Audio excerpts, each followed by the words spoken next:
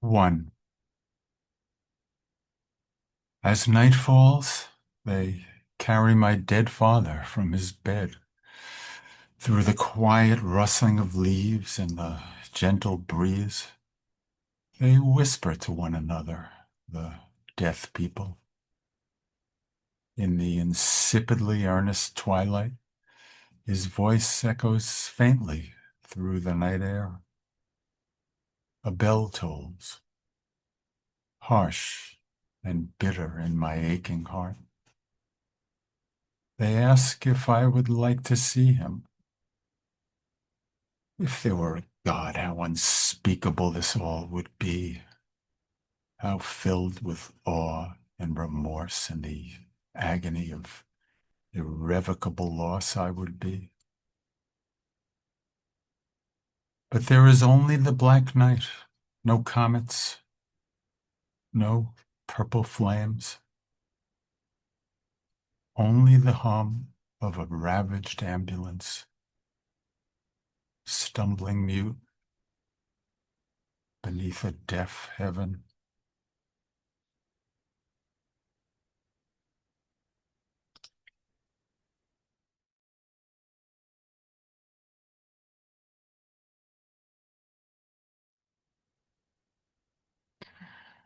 2. Tentative footsteps of a broken child. The peal of bells, the silence of despair. I have come this way before, fearful and alone, always alone. Nights full of anguish, the empty and treacherous camaraderie of solitude. Look, the blind mother steals through the dark wood with the broken bones of her dead child. My smashed mouth cannot speak, though my scorched eyes see in the dusky, bloodshot hours how she eats his heart again and again, while the mute creatures of the night dream their purple oblivion. God weeps impotent tears, yet sends no fiery spirit to avenge this crime, this savage feast.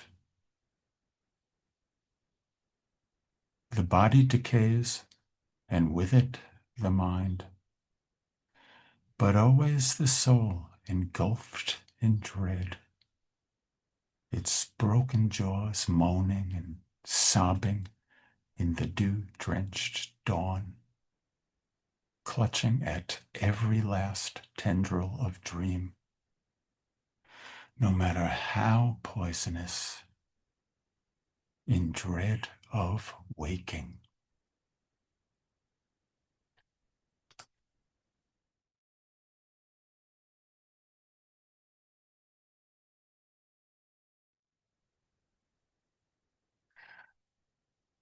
Three,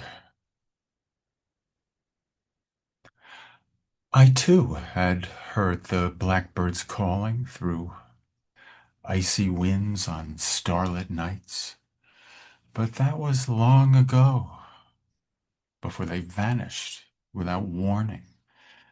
And I ceased believing in the midnight mutterings of birds, their voiceless, velvet lies that once drew me on in a more voluptuous time, on starless nights in caves of dread, eyes wet with tears and the dew of mornings that never arrived.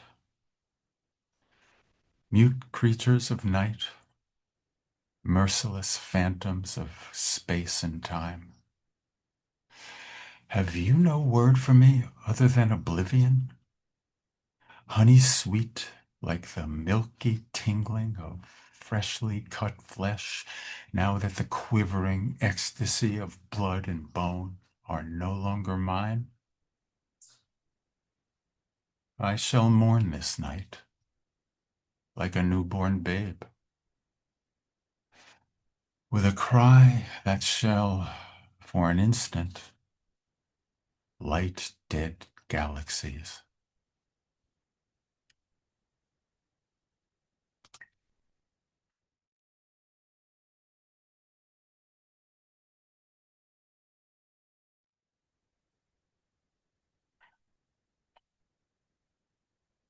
Or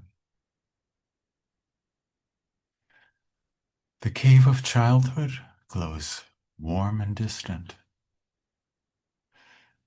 Through the hiss of falling leaves and trains going nowhere, contemptuous branches conceal the tired sun.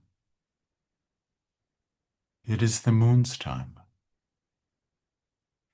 the time to burrow deep into the fecund earth for warmth. I know this place. It is my soul, an evil labyrinth of solitary rooms and half-heard music, a jumble of memory and longing, the dark honey of a faceless woman's song. My imbecilic heart wildly clutching the musky warmth of a fragrant grave. Its cruel, inviting mouth. Its mercy.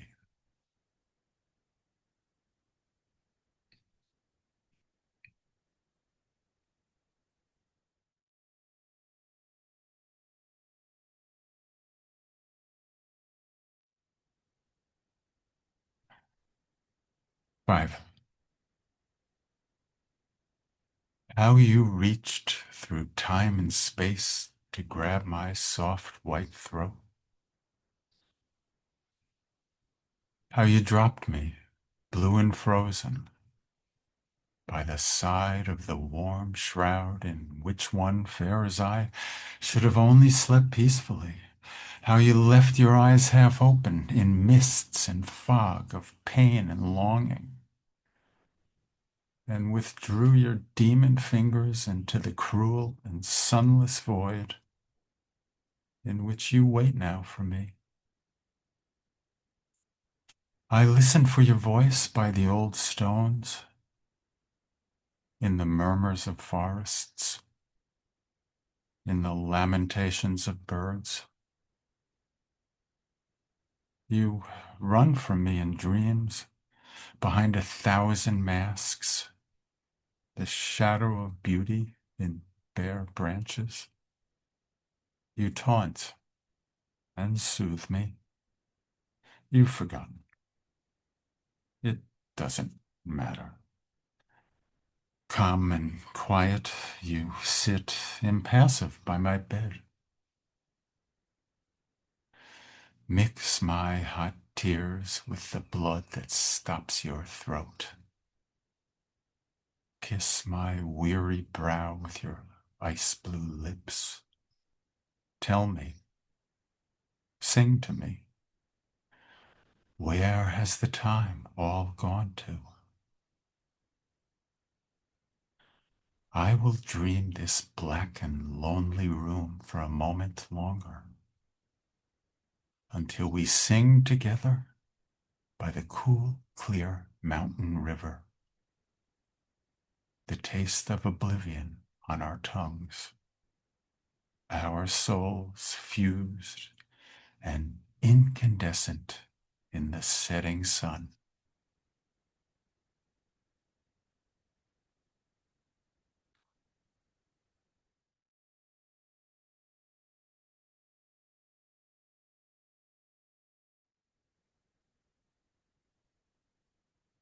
6. When night comes, good and evil clutch at one another in a wild and voluptuous embrace. The echoing shriek of owls. Linger, merciful twilight.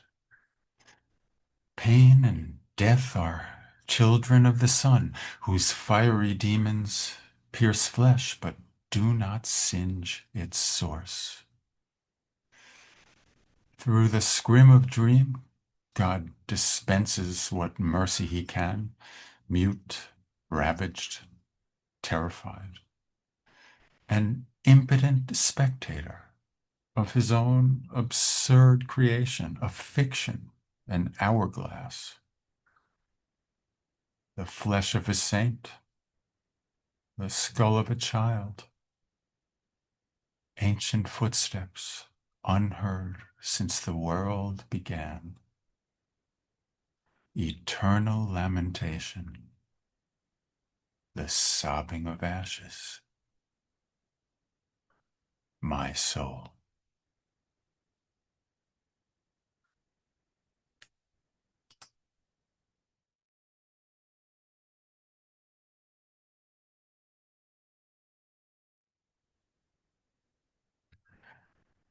Seven.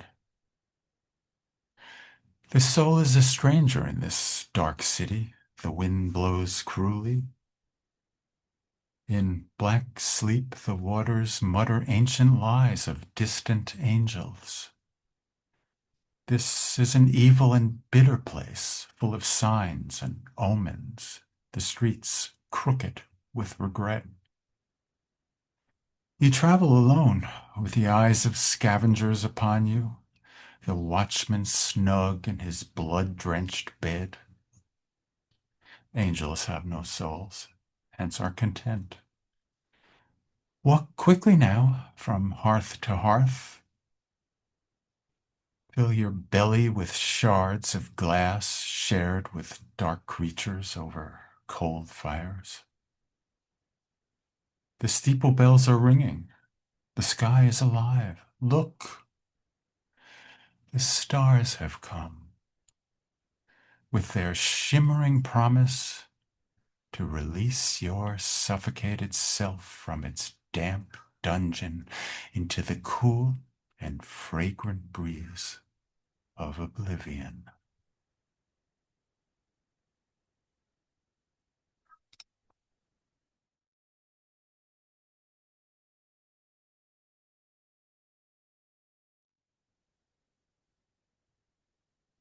Eight. You rise from the dead night after night, only to ignore me. You comprehend everything and nothing. You are a half-swallowed, poorly digested particle of cruelly unsatisfying sustenance. Yet, in the end, I shall be your supper.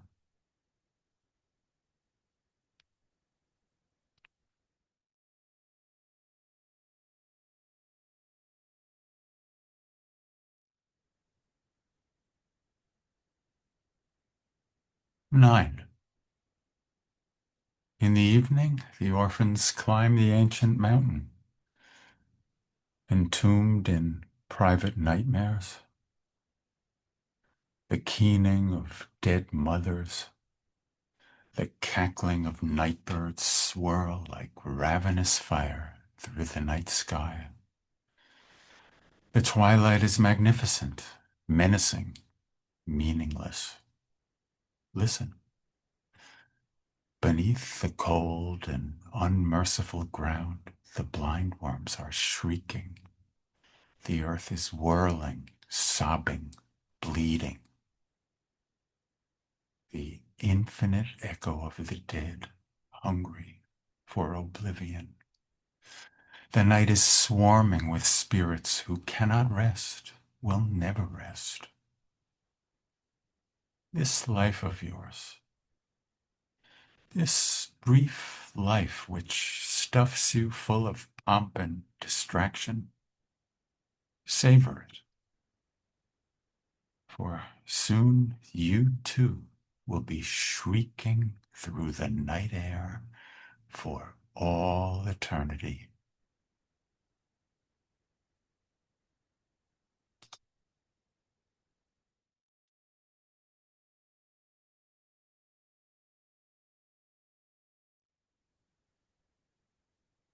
Ten.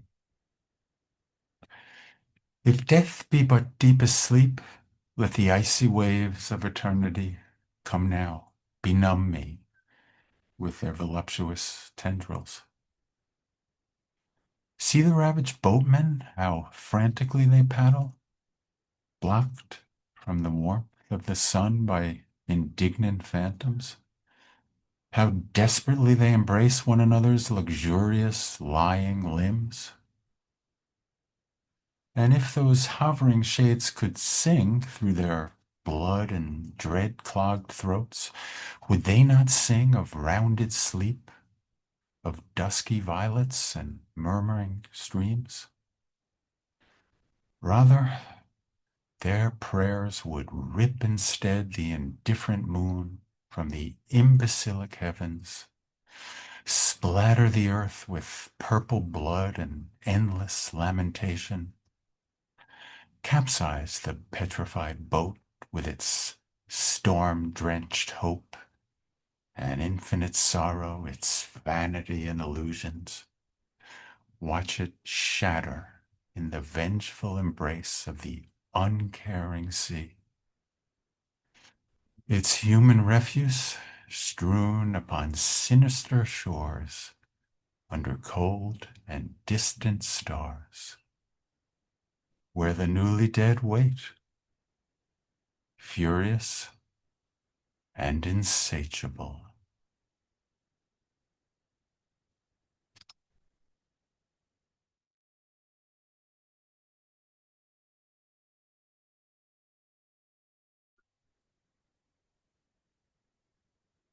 "11. At twilight, the hermit emerges from his blue cave to caress the evening breeze with his bony hands. As the sun kisses the horizon, so too does his soul his ravaged body. Why does the earth not tremble and the clouds not weep? Listen, it is autumn. Only the racing thoughts of a departing consciousness, the sound of crushed leaves, the lonely call of the owl, a scurrying of famished rats scrambling greedily as the dark wind howls for its supper.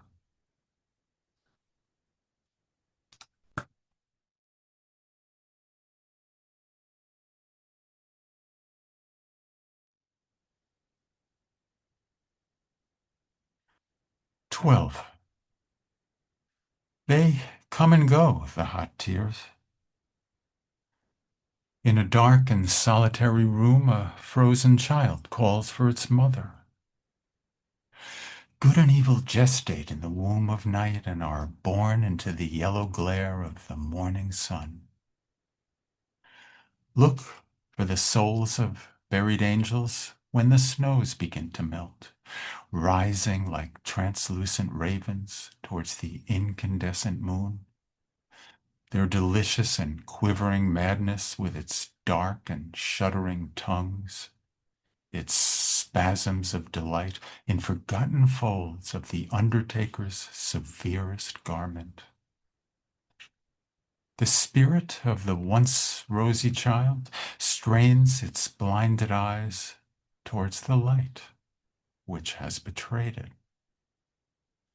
The reprieve of sleep, the ecstatic song of risen angels throbbing in the night sky. Let him die then, impaled on the wind of riotous and infernal sound, in a fiery dance of seared flesh and unanswered prayers. Food for wild birds passing over dark water.